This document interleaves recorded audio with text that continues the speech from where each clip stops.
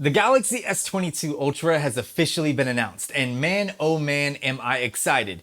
This isn't the S22 Ultra, it's the S21 Ultra, but I needed something for reference, so we're just gonna use this. In any case, it's the most refined Galaxy device yet, and it brings several new features. The camera is no exception, so in this video, I want to give y'all a full walkthrough of the camera app. First, let's talk about the actual sensors. On the back side, we have a 12 megapixel ultra wide, a 108 megapixel standard wide, 10 megapixel 3x telephoto, and a 10 megapixel 10x telephoto. Of course, the 100 times space zoom shot is still on board. Number-wise, these sensors are the same as the S21 Ultra, but Samsung states that they have been modified and tweaked to give better performance. On the front, we have the same 40 megapixel sensor found on the S21 Ultra, but again, it has been tweaked to perform a little bit better. Before I dive into the camera app, I just want to throw this out there. This is pre-release software, so when you get your phone, this may or may not look the same. Based off of my experience, there's a very high chance it's going to be identical. Now, let's go ahead and jump into the camera app. So right away, you can see the interface is very similar. Starting with portrait mode, we have the option to switch between the 1x and 3x camera. Nothing new here, unfortunately. I would love to see a 10x option in portrait mode. I think that would be really awesome. Maybe Samsung can push this out in a future update. Fingers crossed. Switching things over to the front-facing camera, we have the toggle to broaden the field of view. Of course, you have the beauty mode settings. Let me know in the comments, do you actually use these? I know some people do, but personally, I just toggle them all off. I don't like the skin smoothing effect. Switching to the standard photo mode or the rear-facing photo mode, we have the options for the 0.6x ultra wide, the standard 108 megapixel wide, the 3x telephoto, and of course the 10x telephoto. Pressing and holding on any of the camera options will allow you to swipe to zoom in and get access to the 100x space zoom or super zoom. Samsung has tweaked this significantly from the S21 Ultra. I could see the stabilization difference immediately. It was shocking at just how stable and locked down the zoom was. They've also improved the processing. It's still not usable in 90% of situations, but in a pinch, I can see it being really fun. Once I get my review unit in, I'll definitely be testing out the moonshot feature and comparing it to the S21 Ultra to see if that's been improved. Going back into the camera app and photo mode, at the top we have our aspect ratio settings. This is where you'll find the option to switch to the 108 megapixel mode. Just remember, you do need to be on that 1x wide camera to do this. If we select the 108 megapixel option, you'll notice a gray circle appear towards the bottom right. This is the new detail enhancer option. It utilizes the power of AI to bring out even more detail. That way, when you capture a 108 megapixel photo and do some cropping, you can really dive into the shot. Let me give you an example. So I'm going to capture a quick shot with the detail enhancer turned off. Now I'm going to capture the same one with detail enhancer turned on. When I open up the gallery, the image I took with detail enhancer enabled is still processing, which is the AI doing its thing. Zooming in really shows you how much detail is being retained. I mean, look at the fuzz on the chair. I know since this is being recorded on a screen, it's probably not coming across the same as it is in person, but it's really impressive nonetheless. I mean, swiping between the two images, you can see differences in sharpness, but what really threw me off was the difference in color, which goes to show you the amount of additional processing that's happening with the detail enhancer, which is pretty cool. Let's go ahead and switch over to the front-facing camera. Tapping on the aspect ratio settings will allow you to switch to the 40 megapixel mode.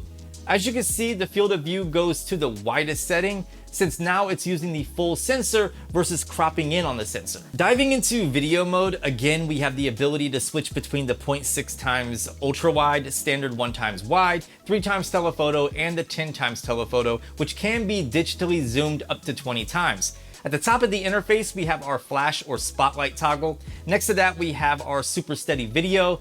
Unfortunately, it still does not support 4K. There's only options for full HD and 30 and 60 frames per second, but you can switch to the ultra wide, which is kind of cool. Next up, we have our aspect ratio options. Then we have our resolutions and frame rates. This includes HD at 30 frames per second, Full HD at 30 frames and 60 frames per second, UHD at 30 and 60 frames per second, and 8K at 24 frames per second.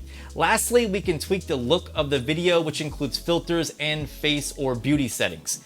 Keep in mind, in order to use this feature, you have to have it set to Full HD. Switching over to the front-facing video, you can see nothing really new here. Tapping on the resolutions at the top brings up the available options for HD at 30 frames per second to UHD at 60 frames per second. However, there is one new thing that I want to talk about, and that's the auto framing feature. You can enable it by tapping on the little gray or white box close to the bottom right corner. It only works in 1080p, and that's because it's cropping in on the sensor in order to keep you center frame and track you. It works really well, and it was a feature specific to the foldable lineup that's been brought over, so it's really cool to see Samsung bring it over to the Galaxy S22. Oh yeah, it's not specific to the front camera. It also works on the rear camera as well, but again, it is limited to 1080p. Going into the More tab where we can view all the other modes, you can see things are pretty much identical to the S21 Ultra. So let's go ahead and dive into Pro mode. The first thing you're going to notice is that we now have the option to manually control every camera, including the 3x and 10x telephoto cameras. This is awesome and something I expected given the release of the Expert RAW app for the Galaxy S21 Ultra. To further expand the capabilities of the S22 Ultra, you can use the Expert RAW app to capture 16-bit RAW, which I'll cover in a future video. Other than the addition of the telephoto cameras, Pro mode is pretty much the same.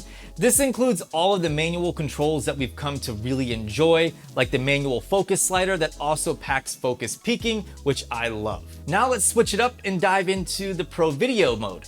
Once again, the first thing you'll notice is that we have manual control over the telephoto cameras. I didn't expect this, and it's a welcomed addition. Super pumped about this. Of course, we have all of the manual controls from previous iterations, including manual focus, which once again packs focus peaking. I'm so happy that Samsung still has this and hasn't removed it.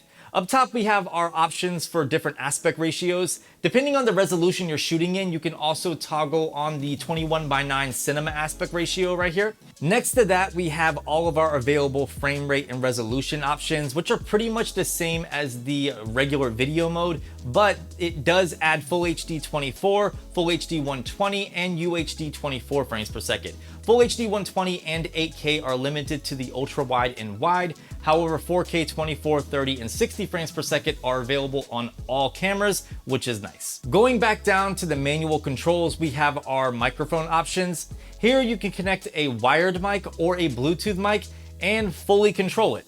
You can also decide which mic you want to use, whether it's the front, back, or the omnidirectional option for using both the front and back.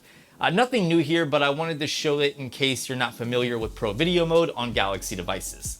Night mode has been improved processing-wise. Samsung stated that flare control has been enhanced significantly, as well as noise reduction. However, the settings and layout are pretty much the same as the S21 Ultra. Going back under the More tab, you can get another look at all the available modes. Like I said, there really isn't anything new here, although portrait video has been improved and now allows for nighttime portrait video for better noise control. Obviously, I can't test it in this video, but once I get my unit in, I'll be diving into it, so make sure to stay tuned. But what I can say is that the cutout seems to be really good. I mean, besides looking goofy as heck, that blur effect is looking pretty fire. Of course, we have all of the cool blur options like the glitch effect, color point, and big circle. Like I said, the processing on the portrait video is looking lovely. Like with all of the previous Samsung devices, you can also drag around the different modes and organize them inside the More tab. Additionally, you can align them on the bar along the bottom to access them a little bit more quickly. I'll be hitting on this again more than likely in upcoming tips and tricks videos, so no worries if you're not familiar with any of this. Next, let's dive into the main settings. First things first, we have this scene optimizer toggle followed by shot suggestions. Then we have the QR codes toggle, the ability to switch what happens when you swipe the shutter button, and different picture formats including HEIF pictures and RAW copies. Next, we have a couple selfie options like saving selfies as previewed if you don't want your pictures flipped, and the selfie color tone option for natural or bright looking selfies. For video, we have the new auto frames per second option, which will automatically adjust your frame rate based on the lighting conditions. Not sure how I feel about this. It's been on the iPhone for a while and I hate using it, but maybe Samsung has optimized it better than Apple. We do also have the video stabilization settings. Additionally, we have advanced recording options, which allows for the HEVC or H.265 file codec for saving space on your phone, HDR10 Plus video, and the zoom in mic feature that increases the sound of your subject as you zoom in. Lastly, we have some general settings, which include the auto HDR toggle, tracking autofocus, grid lines, and a few more settings. Again, I'll be diving into these things in my future camera tips and tricks video. Last but certainly not least, we do have full S Pen support when it comes to the camera. You can snap a photo, switch modes, zoom in, zoom out, and cycle between the front and rear cameras just by using the S Pen and different air command gestures. I love this. It's one of the best reasons to get a Note, and I'm stoked to see it on the S22 Ultra. Finally, let's dive into the editor. Everything seems pretty much the same here. However, there are a few new things. If I tap on the three little dots, you can see the object eraser is definitely on board here.